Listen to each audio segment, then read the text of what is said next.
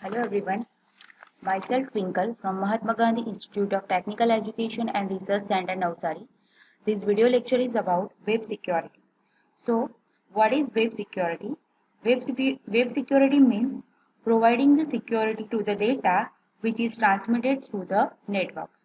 So, in this video lecture, we will see secure socket layer protocol which is used to providing the security the data which is transferred between the web browser and the server, which consists of the four stack protocol, that is SSL record protocol, chain cipher spec protocol, alert protocol and handshake protocol. After that we will see HTTPS and SSH. So first of all we will start with secure socket layer, that is SSL. Secure socket layer provides security service between TCP and application that uses the TCP. The Internet Standard Version is called Transport Layer Service. SSL TLS provides confidentiality using the symmetric encryption and message integrity using a message authentication code. SSL TLS includes protocol mechanism to enable two TCP users to determine the security mechanisms and services they will use. SSL is designed to make use of TCP to provide a reliable end-to-end secure service. So, these slides indicate the relative locations of the security facilities in the TCP/IP protocol stack. First figure shows the network level security, second shows the transport level, and third shows the application level security.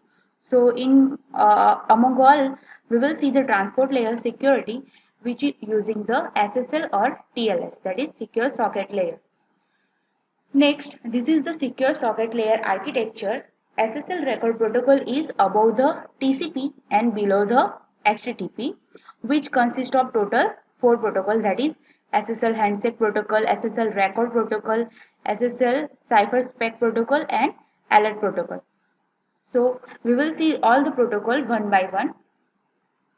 So first of all, we will discuss the two important concepts are, that is SSL session and the SSL connection. So what is SSL connection? So a connection is a transport that provides a suitable type of service.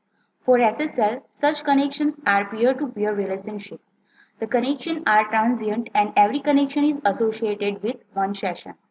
And what is session in SSL? In SSL, session is an association between the client and server. So basically session is an association.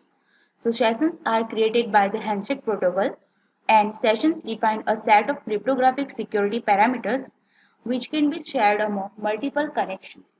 Sessions are used to avoid the expensive negotiations of new security parameters for each connection. So now we will discuss the different parameters of the session state. So first is session identifier, an arbitrary byte sequence chosen by the server to identify an active or resumable session state, which is known as the session identifier. Next is peer certificate, an X509 version 3 certificate of the peer. This element of the state may be null. Next is compression method, the algorithm used to compress the data prior to the encryption, that is known as the compression method. Next is cipher spec, which specify the bulk data encryption algorithm, and the hash algorithm, which is used for the MAC calculation. It also defines the cryptographic attributes such as the hash size. Next is master secret, that is the secret key shared between the client and the server. Next is resumable, a flag that indicates whether the session can be used to initiate a new connection. Now we will discuss the connection state parameters. So first is server and client random, which is a byte sequence that are chosen by the server and the client for each connection. Next is server write MAC secret, the secret key used in MAC operation on data sent by the server, and the client write MAC secret, that is the secret key used in MAC operation on data sent by the client. Next is server write key, that is the secret key or the encryption key for the data encrypted by the server and decrypted by the client. Next is client write key, that is the symmetric encryption key for the data encrypted by the client and decrypted by the server. Next is initialization vector, which is when a block cipher in CBC mode is used and initialization vector is maintained for the each key. Next is sequence number. Each party maintain a separate sequence number for transmitted and received message for each connection. So these are some parameters of connection and session state in the secure socket layer. Now we will discuss the among the four protocol steps, that is SSL record protocol, SSL handshake protocol, SSL chain cipher protocol, SSL LS protocols. For the first protocol is SSL record protocol. So it provides the through service for SSL connection. First is confidentiality and next is message integrity. So the confidentiality is providing using the handshake protocol defined a shared secret key that is used for conventional encryption of SSL payloads. And the message integrity also using the handshake protocol also defined a shared secret key that is used to form a message authentication code. So the overall operations of the SSL record protocol is shown in this figure. So first of all, application data is fragmented into the number of fragments. After that, the data, each fragment is compressed using the compression algorithm, and after that MAC algorithm, that is the message authentication code algorithm, is applied on the compressed data, and this generated MAC is appended with the compressed data, and after that encryption algorithm is applied and all the data is encrypted, and then SSL record header is appended to the encrypted data. So these are the steps in the SSL record protocol. The record protocol first takes an application message to be transmitted. After that, fragment the data into the manageable blocks, and then compress the data, apply a MAC and append the MAC to the compressed data. After that, encrypt the data, then add a SSL header and then transmit the resulting unit into the TCP segment. On the other side, the received data are decrypted, verified, decompressed and reassembled before being delivered to the higher level users. So the final step of the SSL record protocol consists of the appending the SSL record header to the encrypted data. The header consists of the content type. That is consist of the 8 bits, the higher layer protocol used to process the enclosed fragment. So content type indicate the higher layer protocol. Next is major version, which indicate the major version of the SSL in use. For SSL v3 the value is 3, that is the version 3. Next is minor version, which indicate the minor version in use. So the value of the minor version is 0. Next is compressed length. The length in bytes of the plain text fragment, the maximum value is 2 raised to 14 plus 2048.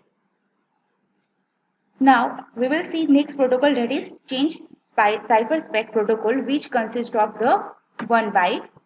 The change cipher spec protocol is one of the 3 SSL specific protocols that uses the SSL record protocol, and it is the simplest.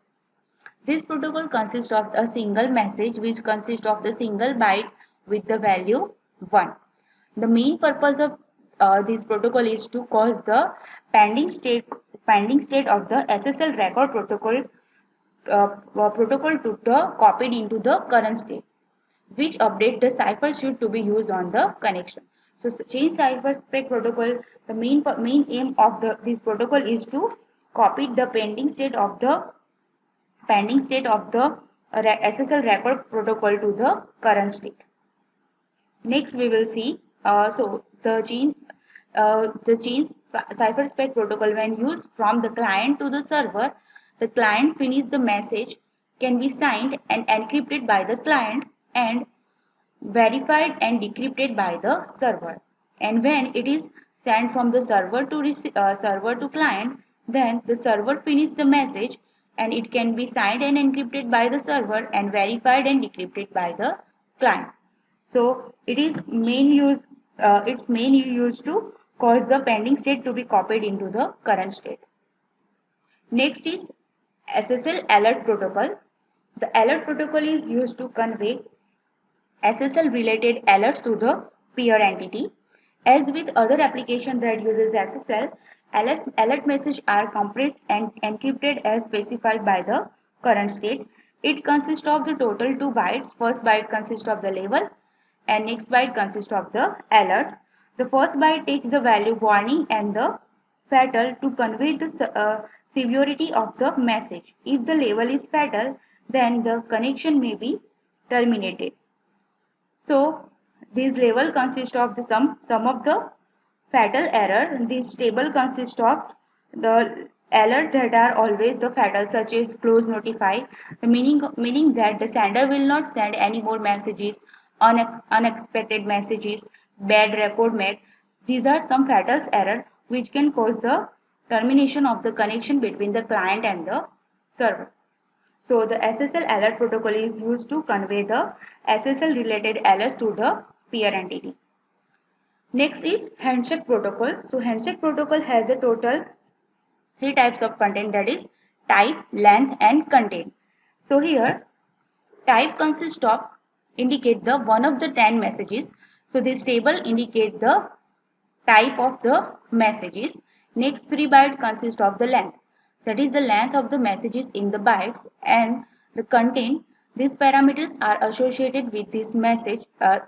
Content consists of the bytes greater than or equal to 0, that is the which consists of the parameters associated with the message, and the parameters are also listed in this table. So these are some message types such as hello request, client hello, server hello, certificate, server key exchange, etc.